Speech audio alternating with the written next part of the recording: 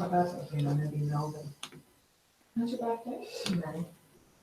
May the 9th.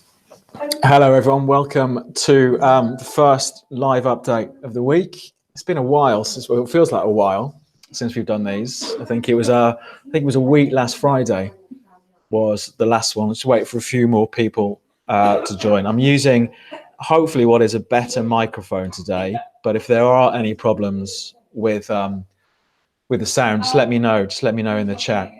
But let's just put the risk warning up. There's a lot going on just over the last couple of days. So I think we've got some really interesting stuff to look through. I think our focus initially is going to be on the US dollar. We've seen quite a run of dollar strength over the last couple of days. And this has pushed the euro, the pound, and gold as just three markets lower. So we'll start off looking at the dollar, then we'll look at these other markets. Oil continues to rise. So as usual, we will look at that.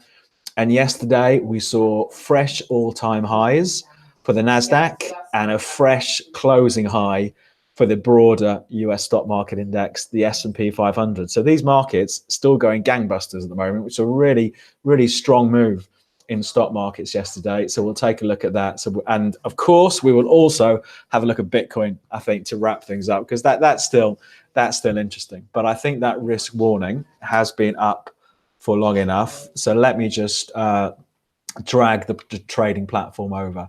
As usual, if you've got any questions or you want markets looked at, just use the chat on the side of the YouTube screen thing, and we'll take a look at them. But let's start off by looking at this dollar index. Okay, I'm a big fan of the dollar index. I've mentioned it a few times in the past, and I can never remember the breakdown, but it's the dollar against a basket of other currencies. So against the euro, the pound, the yen, the Swiss franc, the Canadian dollar, blah, blah, blah, et cetera, okay? And we've seen this run, and it's really interesting up here. We sent the push out to our clients a few minutes ago.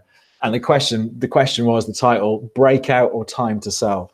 And I think it's a really key market to watch over the next few days. So just to go back in time, this is the dollar index going back to March 2017. So going back a couple of years.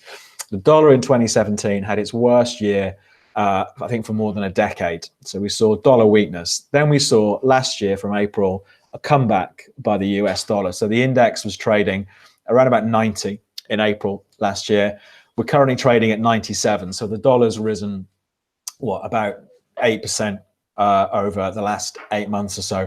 And why it's interesting, it is back up to these old levels from November, December last year. So you can see it is just now starting to push through and break these levels. So we are at the moment sitting at pretty much the best levels for the dollar since about June 2017. So what's that? That's a 22 month high. So I think these old highs from June, around about 98, let's call it 98 is the level to watch on the dollar index. We're currently trading at 97.70-ish. If you see further strength through here, through 98, it's a classic breakout, and it does suggest that maybe we're going to see the start of the next move higher for the US dollar. So it's really interesting, I think, because it impacts so many other markets. And there's a couple of things driving it. I mean, we had solid US housing numbers yesterday. So far this week, I think we've had better than expected earnings data from US companies. It's earnings season for US stocks. So I think we've got Amazon and Microsoft, for example, and Facebook, I think, still to come later this week. So it's big focus on stocks. So the US economy looks pretty solid. And also we have a weaker European economy. There are concerns primarily about Germany, what's happening with the German powerhouse. We're seeing weakness in that economy. And that's all helping boost the dollar. So we're seeing, confidence in the US economy, concern about other economies, flight to quality, shove your money in US dollars. So that's why we're seeing, I think, this dollar index push higher. So it's really interesting, I think, one to watch the next few days. And of course, you can trade this as an index the same way you trade an index or a currency with us. It's a market, there are two prices, you buy or sell it. But I think it's going to be a really interesting few days. So if you thought, the strength in the US dollar was overdone up here, you've got the perfect place to sell short. because for me, 98 is probably the reference point. I still think it looks strong, but if you thought, well, actually, no, this move's been overdone, it's really interesting. I think up here, looking at the RSI, not quite an overbought on the RSI. Last time we went truly overbought was back here, and it did do back in March a good job of calling the top. So it's heading towards that overbought zone, but still below it at the moment. So I think it's a really key market to watch, the dollar index. So let's see, we'll come back to that on Friday when we do the update on Friday. So of course, this dollar strength has been knocking other markets lower, and I think that the more notable one is gold. You know, it's been saying for a while, you know, I've been at a longer term position in gold where I've been adding to it into this rally, this recovery that's been going on since August. But yesterday, the price of gold traded down to its lowest levels for the year so far. And also it was the lowest, pretty much the lowest since Boxing Day. So this gold price, you know, 1275 had been a floor for gold, and it hasn't been over the last couple of days. You know, we haven't seen the buyers stepping back in like they had in January. So that's a bit concerning. You could say, you know, looking at the recovery, that it's a little bit in the last chance saloon, I think, this recovery for gold now. So we're 8 months into this from 1160 in August last year.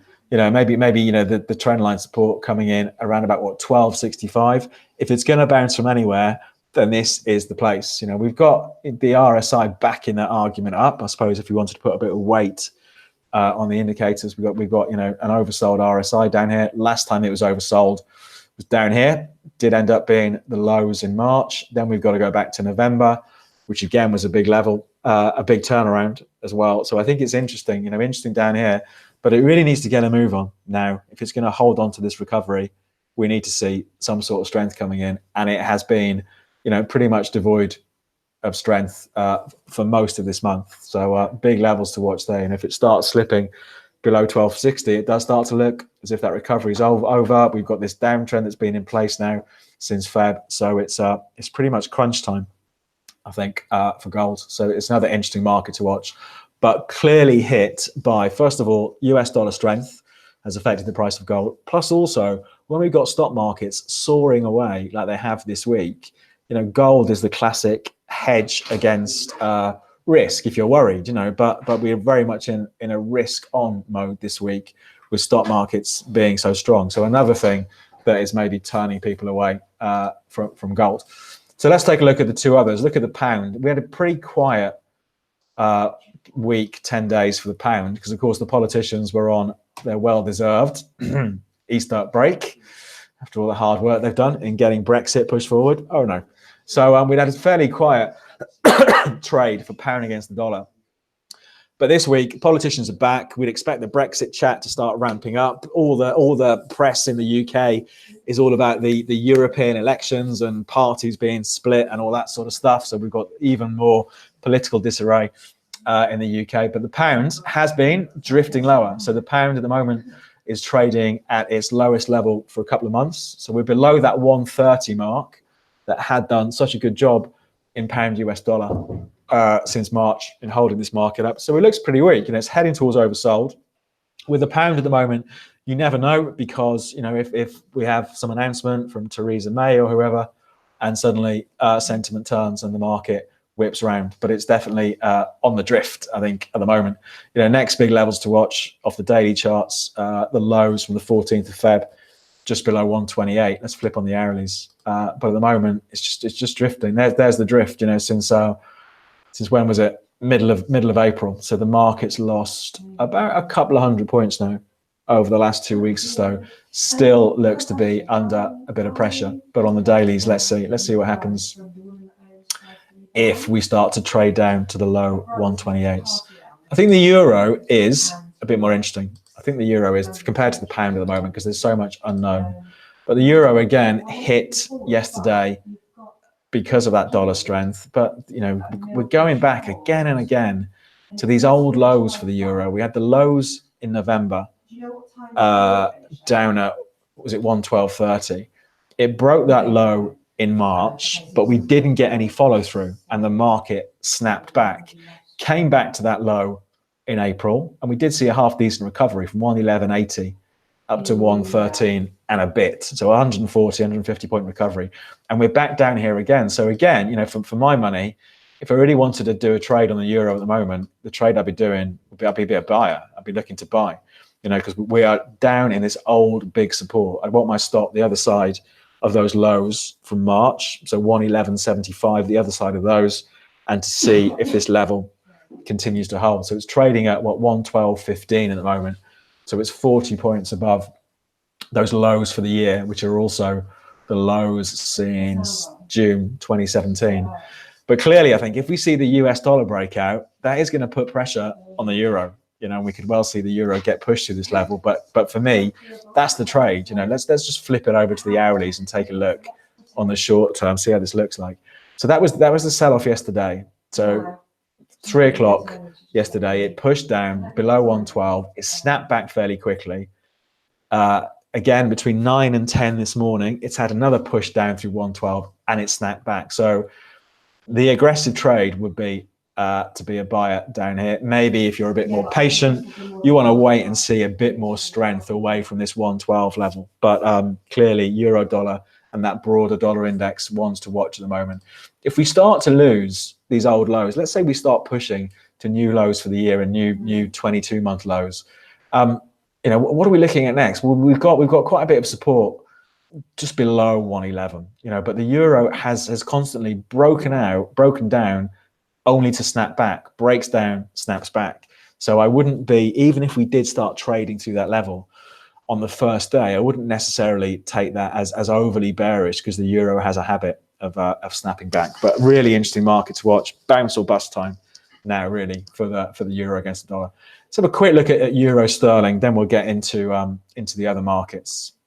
Have I got euro sterling here? Because we haven't looked at that for a while. Let's see what the euro sterling chart looks like. There we go. So we'd had it's been pretty messy trading actually, but euro gaining some ground over the last couple of weeks. Now we've seen the market push about 170 points higher. Bit of a hurdle coming up just above 87, but so a fairly tight range. It'd be interesting, maybe, I think, to come back to it on Friday to see where we are. But I suppose if you wanted to sell the euro against the pound, we flip this over to an hourly chart, it might look a bit clearer. Where's that 87 level? There it is, that spike up to 87 on March the 21st. So we're pushing near an area that has been a problem for the euro against the pound in recent weeks. So it's interesting. You know, it's never the most exciting market in the world, but let's see how it performs if it pushes up there. So lots going on in FX. But let's look at stock markets. Absolutely incredible.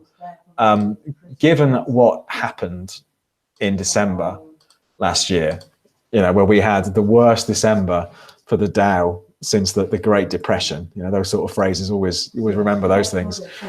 And here we are within a whisker of all-time highs for the S&P. We'll have a look at the Dow, the Nasdaq, and the DAX and the FTSE in a minute. So all-time highs up at on a 24-hour market, just above 29.40. The market traded 29.37.5 yesterday. Massively overbought, as you'd expect. But again, one of my favorite subjects, you know, you don't trust these overbought, oversold indicators like RSIs when we have a really strong trending market like this. And like we've been saying all the way really in recent weeks, it's got to be a buyer on dips. You know, in a market that's as strong as this, we've got to be a buyer on dips. I'm actually still in an S&P trade from Monday, because US markets were open on Monday.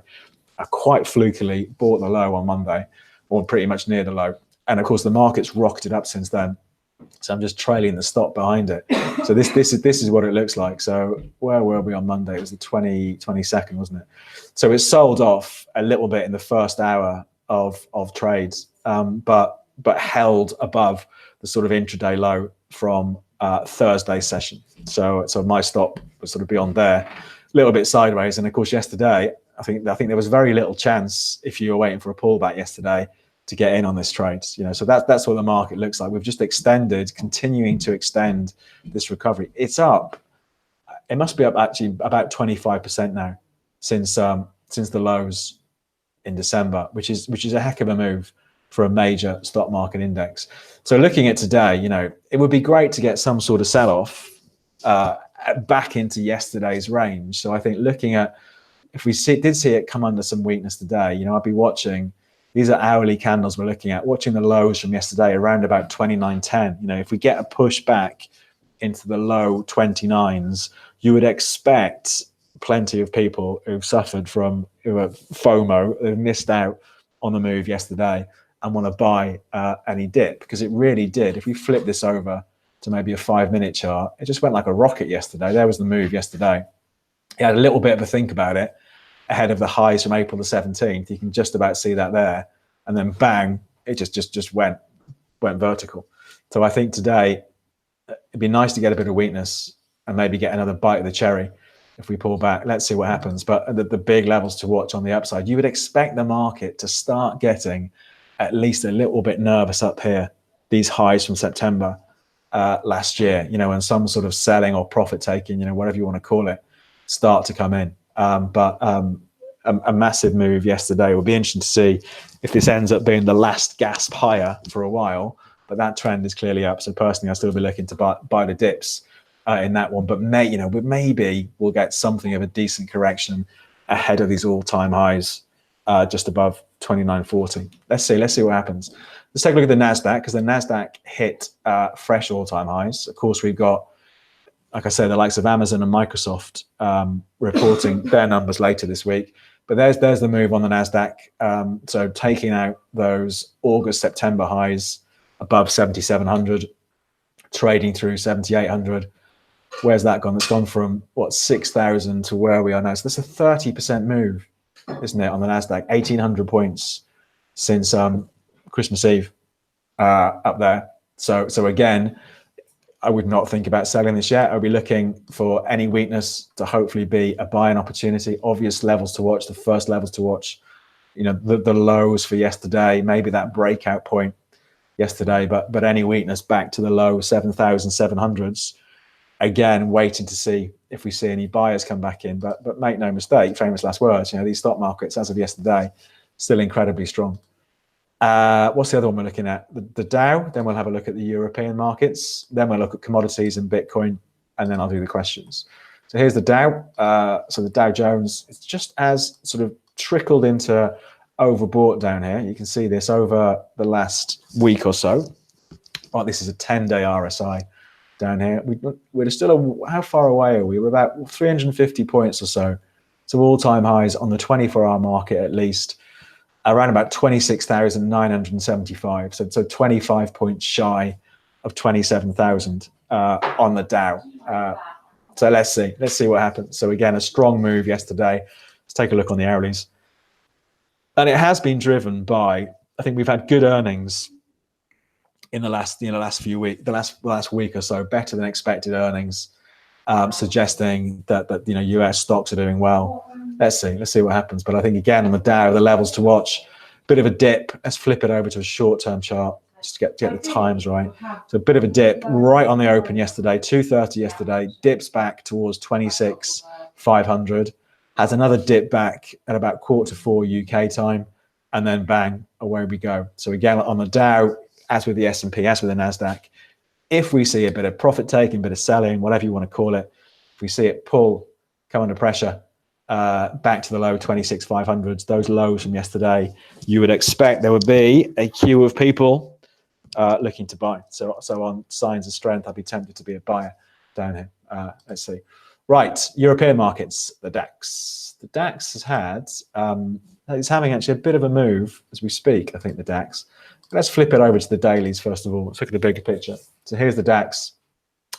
So look at those blue candles. We've had 2 weeks. Let's just zoom that in. Pretty much 2 weeks of rising sessions for the DAX. Again, trading at its highest level since October last year. Next big hurdle, 12,450, 12,500. The highs from September. So quite a way off. It's all-time highs. DAX all-time highs were set at the beginning of the year. 13,600. We're a long way away from those, but still strong. So again, let's just flip this over to the hourly. Look at that trend. Fantastic argument for trading with the trend there. So the last couple of weeks, we've had this trend in the DAX. The market sells off, doesn't take out any previous major lows. You know, we had the move. Was that yesterday's move? The 23rd. What's the date today? Yeah. So it's yesterday's move down to what 12,194, pulled back to the Thursday afternoon lows. So that 12,200 has been good support for the DAX. Again, if we saw it under a bit of pressure from here, we're just trading just below 12,300 at the moment. If we saw it pull back, that would be the first level I'm watching, you know. But again, you know, we're breaking out. You know, we're seeing a breakout on the DAX here through the highs from last week. So stock market's still very strong. And finally, the FTSE. Then we'll get into oil. We'll have a look at the oil price and have a look at Bitcoin, and I'll have a look at the questions. So here's the FTSE 100. Helped along, you'd have thought, over the last couple of weeks by weakness in the pounds. But there we go. So yesterday, FTSE pushed as high as 75.30, that sort of area. Previous resistance from September, a little bit above here, maybe 75.70, 7600, let's call it that. But again, you know, we're seeing a bit of weakness today. So arguably, this bit of a sell-off that we're seeing today, it's very overbought down here. But arguably, you know, is this going to end up being a buying opportunity? Let's take a look at some of the levels to watch. Already, over the last couple of hours, we are seeing the FTSE starting to turn around ahead of yesterday's low. So yesterday's low was set, looks like in the first hour of trading, around about 74.75, so 7,475. The market's blipped as low as 74.84 today. So again, I think for me, it does, you know, reinforce the importance, if you're a short-term trader, of looking at previous days' highs and lows. So for me, first support to watch on the FTSE is here. So if I was a buyer now, I would want my stop the other side of yesterday's low, so somewhere below 7,475. Bigger support at 74.40, but you know, clearly just getting dragged higher by this strength we're seeing in US markets. And you think, well, okay, this strength has got to stop at some point. But at the moment, you know, as of yesterday's close, these markets still have plenty of momentum behind them. Right, so all going up there. Something else that is also going up is, of course, the price of oil. Massive move, again, a massive move since Christmas. You know, the market was 42, just below $42.50 a barrel. What did it hit yesterday? 66 and a bit yesterday, 66.55 yesterday. So a $24 move in 4 months. So that's almost 60% rise, definitely more than 50% rise in the price of crude. And it does seem, again, you know, for a massive commodity like this to have risen so much, you know, well, how can it keep on going up? And you can see that plenty of people, when they're trading this, they want to look to be sellers. They want to try and call the top, you know. But the least painful way of trading it has to be a buyer on dips, you know, when it's still going. So I think, you know, what's the obvious next hurdle? Well, we've got a bit of a bump of resistance. Maybe it's 68 from late October last year. Let's have a look on the hourlies though. Let's have a look at the levels to watch. That was the move which started 21st. Was that Sunday night? So Sunday night the move started in Asian trade, a little bit flat Easter Monday, but again pushes higher again yesterday. So we've left short-term support from Monday ahead of 65. You know, after that, big support running for much of April around about 63. So again, with oil, you know, I think there's going to be an element of the fear of missing out there if we see the market under pressure. You know, been looking for any weakness to be snapped back pretty quick. But again, a market that is incredibly strong. You know, there has to come a point clearly when these markets are going to stop going up. But I think plenty of people have thought that over recent months, and the momentum has carried on higher. So let's see. So that's oil. You know, maybe a bit overstretched here, but still seeing any weakness as a buying opportunity. And then finally, Bitcoin, and we'll get into the questions. I think Bitcoin is interesting. I think I said, you know, I've said quite a few occasions, I'm not a fan of the cryptocurrencies. I think there are plenty of people who have an almost, you know, cult-like devotion to cryptos. But I think this move that we've seen beginning of April is maybe the most positive it's looked for some time. There have been plenty of like dead cat bounces in Bitcoin, but for the last 3 months, it's been pretty sideways. But this move took out, some good resistance levels from sort of 4.2 through to 4.4. We haven't seen it fall right back down again. Yesterday it's pushed higher again. So I think, maybe I'm waiting for a pullback, which I haven't really got yet. Maybe I should have been a buyer back down here, Harry hindsight. But, for me, I think, that maybe we will see further recoveries, for Bitcoin this year. Next target, I think could well be, I think Bitcoin tends to be even more about round numbers than other markets, but, 6,000, 6,500, these highs from November, that sort of area. So it would be interesting if we had a half decent sell-off to see what that looks like and see whether buyers come back in. But if we flip it over to the hourlies, some short-term levels to watch. Lots of support emerged from the middle of April, around about 5,150. Bigger support running from 4.6 through to 4.9. So we've got real good, I think, shelves of support underneath the Bitcoin price. Personally, I'd rather get a decent sell-off, maybe back to 5,000, and have a look at it then. But you can't, even a skeptic like me can't argue with the price action at the moment in Bitcoin. It has sustained this breakout, and that positive momentum is still carrying on. Okay, so let's get into the questions. So loads to watch this week. That dollar index, because it's near that major resistance, is a really interesting one, which ties into the euro sitting above the lows for the year. Stock markets had an incredible day yesterday. The momentum's still strong, looking to buy any pullbacks, and the same with oil. But let's get into the question. So do you think the FANGs look overvalued and should be due for a correction? So that's Facebook, Amazon, I've forgotten what the other one is, Netflix and Google, isn't there? What's the other A? Why don't I know what that is? Let's have a look at Facebook. And then we'll have a look at Amazon. Again, with this sort of momentum, look at it. So Facebook yesterday closed at 183.64. So up from 120, 50%. Facebook's moved since those December lows. It's going to be up here is interesting, isn't it? This is the gap. This is the gap after, what was it? Was it disappointing numbers? I can't remember what it was. Apple. That's the other A, isn't it? Of course it is. Apple. We'll have a look at those as well. So July last year, this massive gap lower in Facebook has a go at 190, can't break 190, and sells off with that downtrend. And now we've got the uptrend. So Facebook's going to be interesting. So again, if you absolutely had to short Facebook, it's interesting up here because 190 has been a barrier in the past. So let's see what happens. But for me, that trend is still up. It closed yesterday at its best level since August. So we're at an 8-month high for Facebook. The trend is still going. Let's take a look at Amazon. I think Amazon, what did they do yesterday? Let's have a look. I think we're going to see pretty similar patterns here that we saw at Facebook. So 19.23 a share. Again, so we're pushing back towards the old all-time highs, just above 2,000 a share for Amazon, still strong. Apple, let's have a look at those. And I bet we're going to see the same sort of shape. There we go. 207, so up again a bucket load, 50% or so off those lows.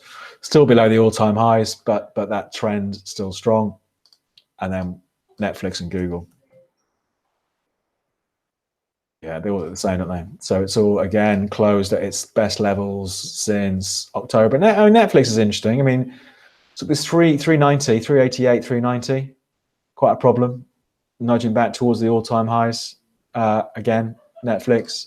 But as of yesterday's close, still strong. And Google or Alphabet, not far off all-time highs again, Google. So the all-time highs for Alphabet, just shy of 1,300 by the looks of it. Closed at 1270 yesterday. So again, nearly a 30% move, 25% move since those lows in December. So all looking pretty strong still. Let's see. We have those earnings out later this week. So let's see if things change. And of course, it's always, in the same way, it's always darkest before the dawn. It's always brightest before the night, or whatever the saying is, that at some point the momentum is going to run out of steam. But plenty of it still yesterday. Okay, someone's asked for TSCO. Good old boring British stock, away from all this crazy tech stuff. So look at Tesco. Here we go. Let's bring that one up.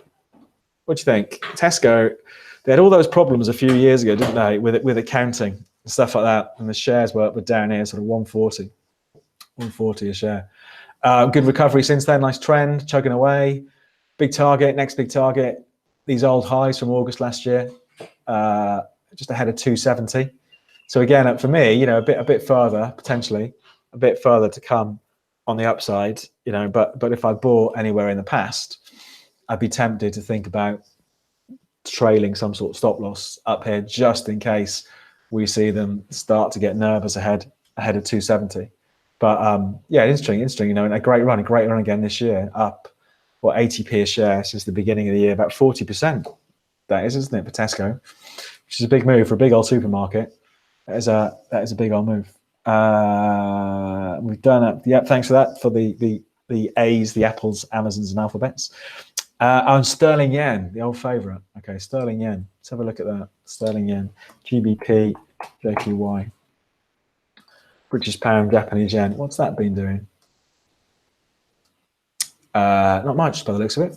So we have seen over the last couple of days, sterling yen, a bit of weakness for the pound. So arguably, the bigger picture view is pretty much the same as it was beginning of March. But from a trading point of view, the aggressive trades would be to be a buyer of the pound pretty soon, because we've seen sterling against the yen for the last 2 months. We've seen a floor about 143.70 to 144. So at the moment it's 144.66.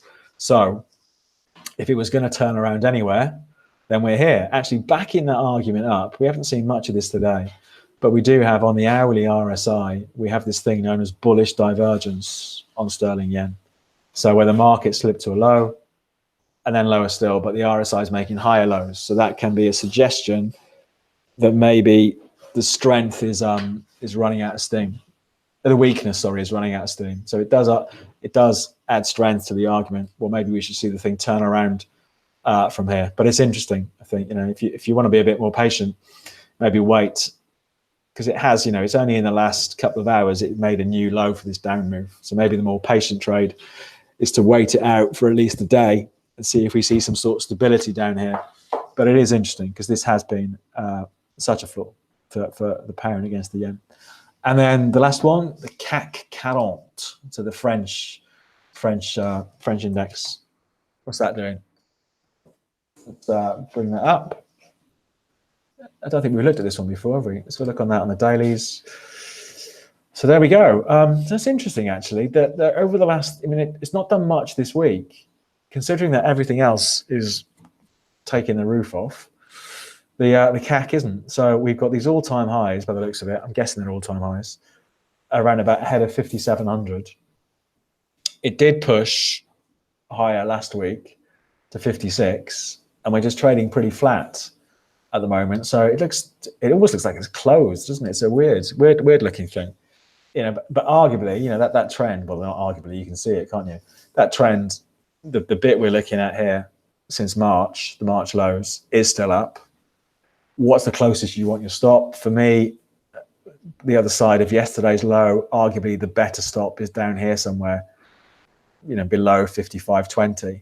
But it's quite strange that it's not really moved higher this week when everything else has been, So interesting, but trend still up, and we are within 120 points or so of the all-time highs. The DAX is still going up. I can see that on another screen. The DAX is still rallying away. So there we go. That's it. No more questions. No, we've done them all. So we'll do this all again on Friday at 10 o'clock. We'll see where we are on Friday. Of course, this afternoon is crude oil inventories, 3:30 in the afternoon. Every Wednesday we have that for crude oil, normally guaranteed a decent burst of volatility off the back of that. But plenty to watch. For me, stock markets at the moment, because they're just going crazy. So do we get a decent pullback, or does it just go rocketing through the all-time highs? US dollar index, I think that's a really interesting one as well. I think for me, if we see a break through 98, let's say, it does look like, how much data have we got? If we break through these old levels, it doesn't seem too ridiculous to start targeting the highs from late 2016. So, the old 2-year highs for the US dollar. So let's see. So I think it's a really interesting market to watch. So if you're a client of ours, the easiest way of finding it is DXY is the code. And there it is. It's the US dollar index. Okay, so plenty to watch. We'll wrap things up there. But as usual, any questions? Flip through that. You can drop me an email, david.jones@capital.com. You can follow me on Twitter for updates @JonesTheMarkets. And I should mention, we are doing this promotion still. If you don't have an account with us, you can open an account. If you go to capital.com/David, open a real money account. We're doing this promotion where I'm doing one-on-one Skype sessions, and they're proving popular so far, on trading strategies, where we talk through trading strategies, risk management, all that sort of stuff. So if you want to open an account and put some cash in, go there, and then we'll do that. But for this week, for today rather, we'll wrap it up. If you don't want to miss out on updates, click on the subscribe button down there, and if you could click on the thumbs up as well, if you've enjoyed it, then it all helps our YouTube algorithms, apparently. Okay, we'll wrap things up there, and hopefully see you again in a couple of days.